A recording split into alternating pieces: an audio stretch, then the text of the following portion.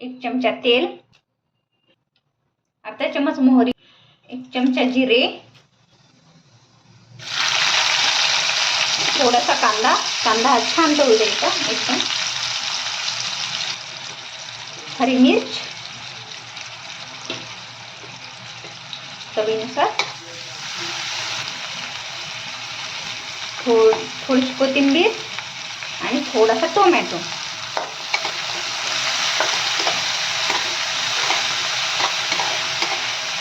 छान असं परतवून घ्यायचं. थोडासा गरम मसाला अर्धा चम्मच, थोडासा पावभाजी मसाला आपल्याला हवा असला तर घालायचा, नाही तर गरम मसालाही चालू शकतो. आमचूर पावडर थोडीशी अर्धा चमचा टाकायची. छान असं परतू द्यायचं.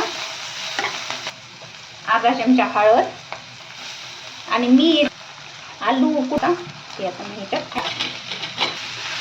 तुम्ही पाहू शकता. अशा प्रकारे पूर्ण एकजीव मिश्रण करून घ्यायचं. पूर्ण असं छान असं हे बघू शकता तुम्ही. अशा प्रकारे ह्याला पूर्ण असं एकत्र करून घ्यायचं. टेक्स्चर आलं पाहिजे बॉइंडिंग. गॅस थोडा स्लो करायचा आणि असं हे करून घ्यायचं. छान होते हे. तुम्ही चवीनुसार बघू शकता. आता मी आता ही आपली भाजी तयार आहे. हे बघा अशा प्रकारे किती छान असं बॉन्डिंग आलेलं आहे. मस्त. हे बघा अशा प्रकारे. आता ह्याच्यात आपण मी येते ह्याच्यात चीज खिसून टाकणार आहे. असं चीज खिसून घालायचं. पूर्ण चीज असं मी इथे खिसून घातलेलं आहे. ते आपल्याला पूर्ण आता वितळून घ्यायचं आहे. ह्याच्यामध्ये मिक्स करून घ्यायचं. हे बघा अशा प्रकारे पूर्ण असं चीज ह्याच्यात आपण वितळून घेणार आहोत. खूप छान अशी लागते आणि मुलांनाही खूप आवडते ही रेसिपी.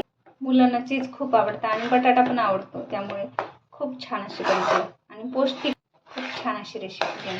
छान असं पूर्ण चीज वितळून घ्यायचं. अशी खूप छान अशी भाजी तयार झालेली आहे.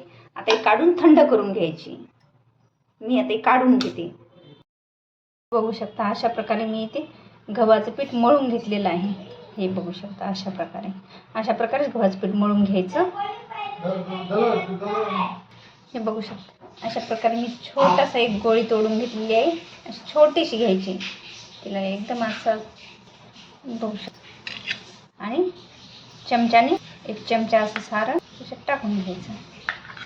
हे असं मोदक कसे आपण बंद करतो त्याच्यासारखं असं अशा प्रकारे बंद करून घ्यायचं आणि अशा प्रकारे बनवून घ्यायच्या. मी आता एक एक करून अशा छोट्या छोट्या गोळ्या घ्यायच्या आणि तशा प्रकारे बनवून घ्यायच्या. मी आता इथे बनवून घेते. हे तुम्ही पाहू शकता तेल गरम झालेलं आहे आणि मी इथे टिके पण अशा बनवून घेतले.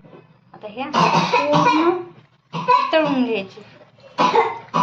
खरपूस होजेपर्यंत असे छान असे तळून छान अशा परतवून घ्यायच्या. सगळ्या टिके अशा परतवून घ्यायच्या. क्रिप्सी होजेपर्यंत दोन्ही साईडनं छान अशा तळून घ्यायच्या. एकदम क्रिप्स झाले. हे तुम्ही बघू शकता अशा प्रकारे एकदम लाल गोल्डन ब्राऊन होते. छान अशा मंद आचेवर बारीक गॅसवर तळायच्या. हे बघू शकता आपल्या छान अशा टिक्की तयार आहेत. मस्त अशा टिक्की. हे बघा अशा प्रकारे आपल्या टिक्की किती छान अशा तयार झाल्या. हे चटणीसोबत सॉससोबत कशासोबत पण आपण खाऊ शकता. खूप असे छान लागतात, टेस्टी अशा. नक्की तुम्ही एकदा ट्राय करा आणि ही रेसिपी तुम्हाला कशी वाटली कमेंटमध्ये नक्की सांगा. आणि चॅनलला लाईक करा आणि सबस्क्राईब करायला विसरू नका. थँक्यू. धन्यवाद.